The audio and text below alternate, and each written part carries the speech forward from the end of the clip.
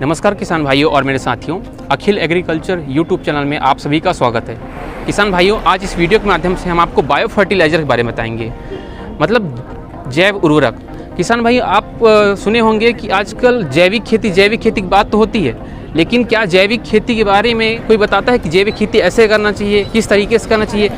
अगर हम वहाँ पे यूरिया, डीएपी, केमिकल फर्टिलाइज़र ना डाल के तो उसकी जगह हमें कौन सा फर्टिलाइज़र डालना चाहिए? तो आज इस वीडियो के माध्यम से हम आपको बायो फर्टिलाइज़र के बारे में बताएंगे कि बायो फर्टिलाइज़र का उपयोग आप कैसे अपने फील्ड में कर सकते हैं। दोस्तों, अगर ये वीडियो आपको अच्छा लगे तो वीडियो को लाइक करिएगा, चैनल को सब्सक्राइब करना बिल्कुल ना भूलें। और यहाँ पे 6 प्रोडक्ट है बायो फर्टिलाइज़र, तो आपको सब जानकारी हम एक एक करके बताएंगे। मेरा नाम गुलशन कुमार जंगल है। वर्तमान में इंदिरा गांधी कृषि विश्वविद्यालय में पीएचडी का स्टूडेंट हूँ, फाइनल ईयर है मेरा। तो मैं अभी एक लिक्विड बायो फर्टिलाइज़र जो एजोस्पेरिलम है उसके बारे में बता रहा हूँ। ये एक तरल जैव उर्वरक है। ये राइस प्लांट के लिए यूज़ करते हैं। इसमें जैसे हम लोग राइस ट्रांसप्लांटिंग या फिर उसमें सोइंग जो करते हैं सीड ड्रिल से, उसमें लगने के बाद जो पानी उसमें जो डालते हैं तो उसमें जो नील हरित काई जो बोलते हैं काई, उसमें इसका ग्रोथ मतलब इसका काई का ग्रोथ बढ़ाने के लिए इसका यूज़ करते हैं स्प्रे में। और इसमें सीड ट्रीटमेंट भी कर सकते हैं। जैसे सीड ट्रीटमेंट के लिए इसमें दिया गया है 5 से 15 ml 1 kg सीड के लिए यूज़ करते हैं, जिसमें अपन कोई भी लिक्विड जैसे शक्कर या गुड़ का उसमें यूज़ करके उसको फिर कोटिंग करते हैं सीड ट्रीटमेंट के लिए। तो फिर उसके बाद उसको फिर 1 kg के लिए है, उसमें शक्कर या गुड़ का उसमें 5 ml का 4 से 5 ml रहेगा वॉल्यूम उसको कोटिंग के लिए। और सीड ट्रीटमेंट के अलावा इसमें स्प्रे में अपन डायरेक्ट सीड में उसमें स्प्रेयर में भी राइस के उसमें फील्ड पे अपन स्प्रे कर सकते हैं, जिससे वो नील हरित काई का ग्रोथ बढ़ेगा तो उसमें बैक्टीरिया ग्रोथ होंगे तो उसमें राइस का प्लांट हेल्दी रहेगा। और ये एक और इसमें मेजर है हेल्दी, उसमें ग्रीन जैसा अपन यूज़ करते हैं। कई बार प्लांट का कलर डल हो जाता है येलो वगैरह, उसका ग्रीनिश के लिए मतलब जिसमें इसका क्लोरोफिल कंटेंट बना रहता है, जिसमें प्लांट का ग्रोथ उसमें ब्रांचेस टिलर्स जो ज़्यादा बढ़ते हैं इससे डालने से, तो ये इसका बेनिफिट है। नमस्कार, मैं Balram Sahu, department of agriculture microbiology से, और मैं पीएचडी का छात्र हूँ।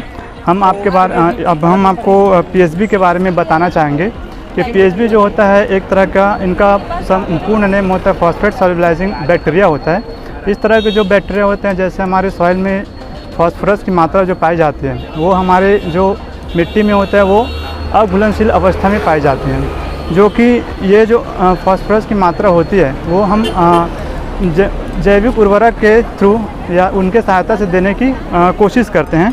पीएचबी जो होता है, जो फास्फोरस की जो मात्रा होती है वो माइक्रो ऑर्गेनिज्म जो होते हैं वो उनके मात्रा को पूर्ण कराते हैं। और इनके सहायता से हम जैसे कि जो हमारे ऑर्गेनिक फर्टिलाइज़र होते हैं उनको हम मिट्टी के सहायता से इस तरह के माइक्रो ऑर्गेनिज्म को उपयोग करके हम लोग फास्फोरस की मात्रा को कम उपयोग कर पाते हैं।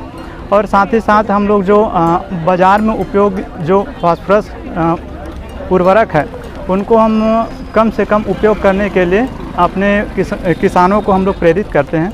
और साथ ही साथ जो हमारे मिट्टी में जो फास्फोरस की कमी है या उनकी जो उपयोगिता है उनको हम अपने वातावरण को बनाते हुए, जिससे हम कम से कम हमारे किसान भाइयों को कम से कम खर्च मिले, इसके सहायता से हम लोग फॉस्फेट सॉल्युबलाइजिंग बैक्टीरिया जो है उनका उपयोग करने के लिए हम लोग प्रेरित करते हैं।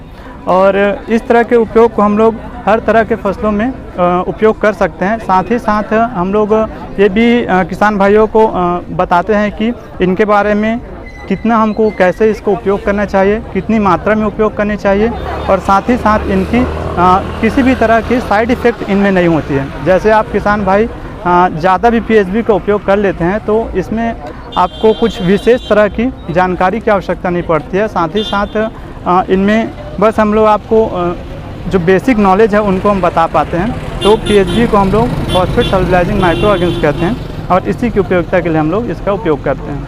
मेरा नाम महिमा भारद्वाज है और मैं MSc agriculture microbiology first year की छात्र हूँ।